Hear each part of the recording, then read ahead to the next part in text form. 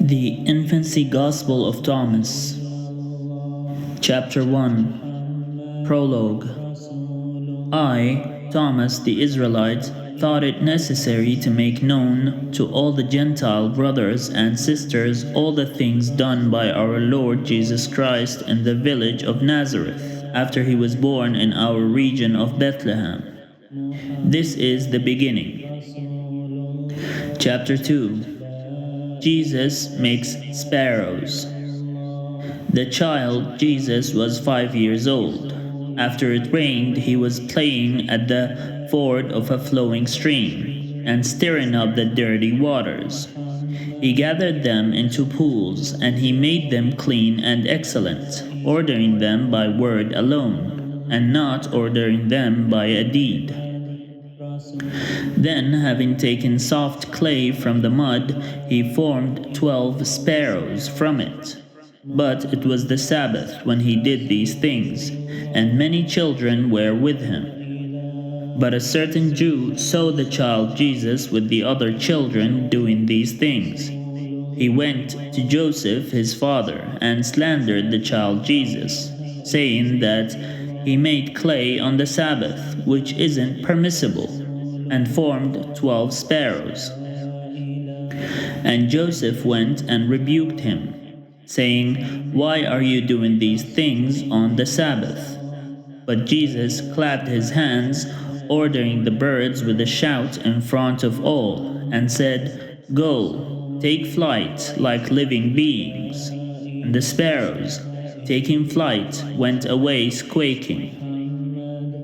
And having seen this, the Pharisee was amazed, and he reported it to all his friends. Chapter 3. Jesus curses Annas' son. And the son of Annas, the high priest, said to him, "Jesus, why are you doing such a thing on the Sabbath?" And having taken a willow twig, he destroyed the pools and drained the water which Jesus had gathered, and he dried up their gatherings. But having seen what had happened, Jesus said to him, "Your fruit will have no roots, and your shoot will be withered like a scorched branch in a violent wind." And immediately that child withered away. Chapter 4. Jesus curses a careless child. From there he was going with his father Joseph, and someone running struck his shoulder. And Jesus said to him, "Cursed be you because of your leader." And immediately he died. And the people who saw that he had died immediately cried out and said, "From where was this child born, that his word becomes deed?" And when the parents of the dead child saw what had happened, they blamed Joseph his father, saying, "From wherever you have this child, you can't live with us in this village. If you want to be here, teach him to bless and not to curse, because our child has been taken away from us." Chapter 5. Joseph confronts Jesus. And Joseph said to Jesus, "Why do you say such things, and they suffer and hate us?" And the child said to Joseph, "Since you know wise words, you're not ignorant of where they came from. They were spoken about a 5-year-old, and they won't be raised, and these will receive their punishment." And immediately those accusing him became blind. And Joseph took Jesus' ear and pulled hard. And Jesus said to him, "It's enough for you, seek and find me, and not beyond that, to scourge me by having taken on a natural ignorance. You haven't clearly seen me. Why, I'm yours. Look, I've been subdued before you." Chapter 6. First teacher, Zacchaeus. A teacher named Zacchaeus was standing there, hearing Jesus saying these things to his father Joseph, and he was very amazed. And he said to Joseph, "Come, give him to me, brother, so that he may be taught letters, and so that he may know all knowledge, and learn to love those his own age, and honor old age, and respect elders, so that he may acquire a yearning for children, teaching them in return." But Joseph said to the teacher, "And who can control this child and teach him? Don't think of him as a small person, brother." But the teacher said, "Give him to me, brother, and don't let him concern you." And the child Jesus looked at him and said to the teacher this speech, "Being a teacher comes naturally to you, but you're a stranger to the name with which you're named, because I'm outside of you, and I'm within you on account of the nobility of my birth in the flesh. But you, a lawyer, don't know the law."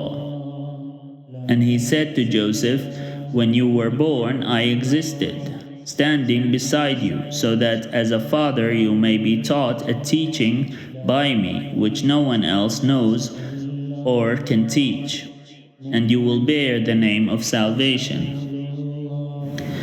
And the Jews cried out and said to him, "O new and incredible wonder! The child is perhaps 5 years old, and oh, what words he says! We've never known such words. No one, neither a lawyer nor a Pharisee, has spoken like this child." The child answered them and said, "Why are you amazed? Or rather, why don't you believe the things I've said to you? The truth is that I, who was created before this world, know accurately when you were born, and your fathers and their fathers." And all the people who heard this were speechless, no longer able to talk to him. But he went up to them, skipped around, and said, "I was playing with you, because I know you're small-minded, and amazed with small things." Now when they seemed comforted by the child's encouragement, the teacher said to his father, "Come, bring him into the school. I'll teach him letters." And Joseph took his hand and led him into the school. And the teacher flattered him, brought him into the school, and Zacchaeus wrote the alphabet for him and began to teach him, saying the same letter frequently. But the child didn't answer him. And the teacher became irritated and struck him on the head. And the child became irritated and said to him, "I want to teach you rather than be taught by you, since I know the letters you're teaching more accurately. To me, these things are like a noisy gong or a clanging cymbal that don't bring out the sound, nor the glory, nor the power of understanding." When the child's anger ceased, he said all the letters by himself, from the Alpha to the Omega, very skillfully. And looking straight at the teacher, he said, "If you don't know the nature of the Alpha, how can you teach another the Beta? Hypocrites, if you know, first teach me the Alpha, and then I will trust you to speak of the Beta." Then he began to teach the teacher about the first element, and he couldn't say anything to him. While many listened, he said to the teacher, "Listen, teacher, and understand the arrangement of the first element.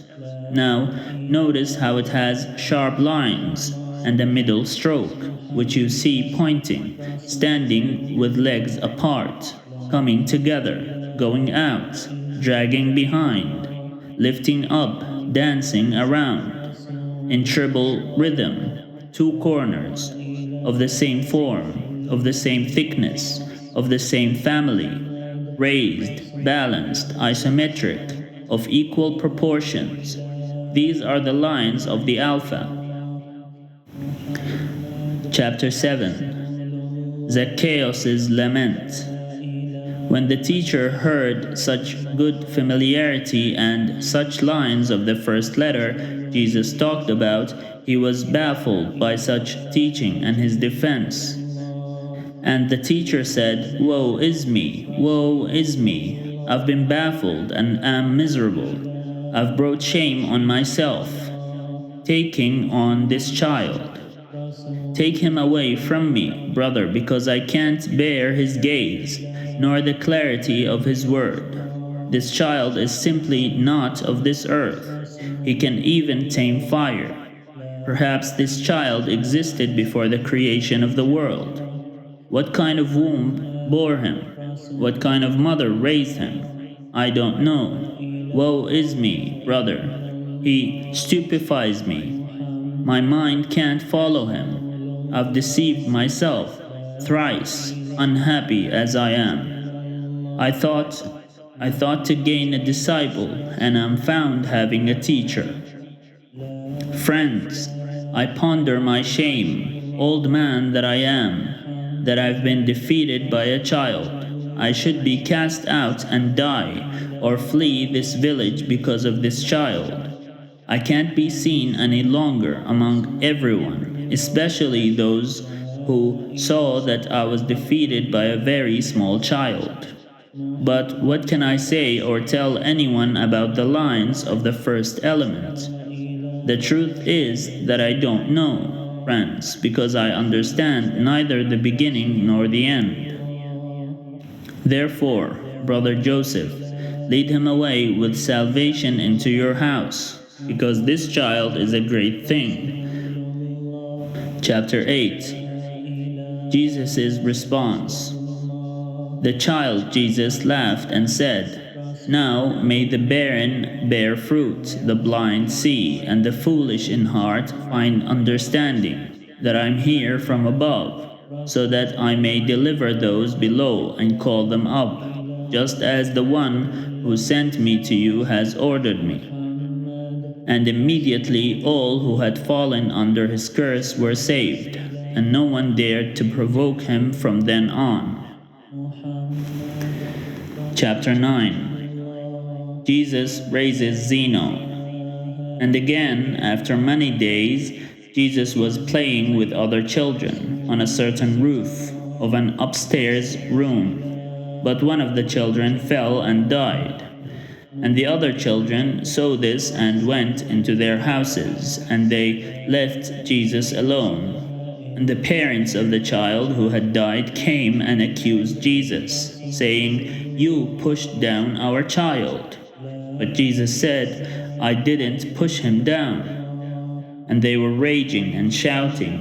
Jesus came down from the roof and stood beside the body, and cried out in a loud voice, saying, "Zeno, Zeno," because this was his name, "rise and say whether I pushed you down." And he rose and said, "No, sir." And they saw and were amazed. And again Jesus said to him, "Fall asleep." And the parents of the child praised God and worshipped the child Jesus. Chapter 10. Jesus heals a woodcutter. Again, a certain young man was splitting wood into equal parts, and he split the bottom of his foot, bled out, and died. A commotion arose, and Jesus ran there, forcing his way through the crowd. He seized the stricken foot, and immediately it was healed. And he said to the young man, "Go, split your wood." And the crowds saw and were amazed and said, "For he saved many souls from death, and he will continue to save all the days of his life." Chapter 11. Jesus carries water in his cloak. And the child Jesus was about 7 years old, and his mother Mary sent him to fill up water. But there was a great crowd at the water cistern, and the pitcher was struck and broke. But Jesus spread out the cloak he was wearing, filled it with water, and carried it to his mother. And Mary saw what sign Jesus had done. She kissed him, saying, Lord, my God, bless our child, because they were afraid lest someone bewitch him. Chapter 12. Miracle of the Harvest. And at the time of the sowing, Joseph sowed seeds, and the child Jesus sowed 1 measure of wheat, and his father reaped 100 great measures, and he gave graciously to the poor and the orphans. But Joseph took from Jesus' seeds. Chapter 13. Miracle of the Bed. Now he, Jesus, was about 8 years old, and his father, being a carpenter who made plows and yokes, took a bed from a certain rich man so that he might make it very great and suitable. And one of the beams was shorter, it didn't have the right length. Joseph was grieved and didn't know what to do. The child came to his father and said, "Set down the 2 boards and line them up on your end." And Joseph did just as he said to him. And the child Jesus stood at the other end and seized the short board and stretched it. And he made it equal with the other board. And he said to his father, "Don't grieve, but make whatever you want." And Joseph embraced and kissed him, saying, "Blessed am I that God gave this child to me."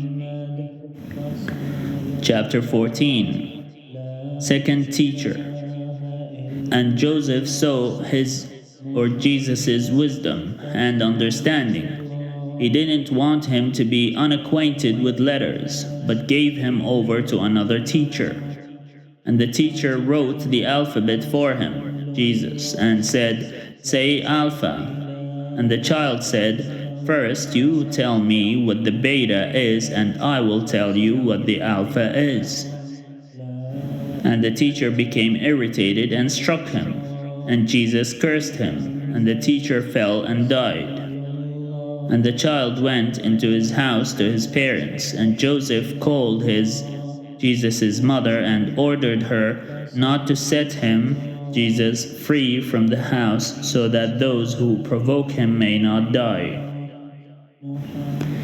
Chapter 15. Third teacher.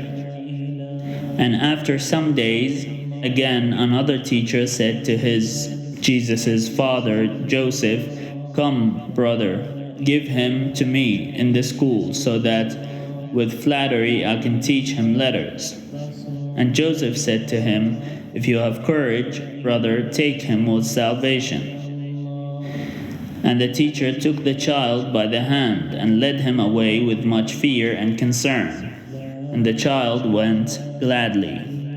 And entering the school, he, Jesus, found a book lying on the lectern. And he took it, but he didn't read what was written in it, because it wasn't from God's law. But he opened his mouth and uttered words so impressive that the teacher seated opposite heard him very gladly and encouraged him so that he might say more. And the crowd standing there was amazed at his holy words. And Joseph ran quickly to the school, suspecting that this teacher was no longer inexperienced, and suffered.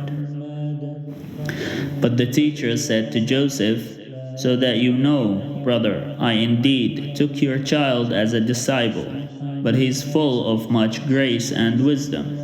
Therefore, brother, lead him away with salvation into your house." And he, Jesus, said to the teacher, "Since you spoke correctly and testified correctly, the one struck down will also be saved because of you." And immediately that teacher also was saved.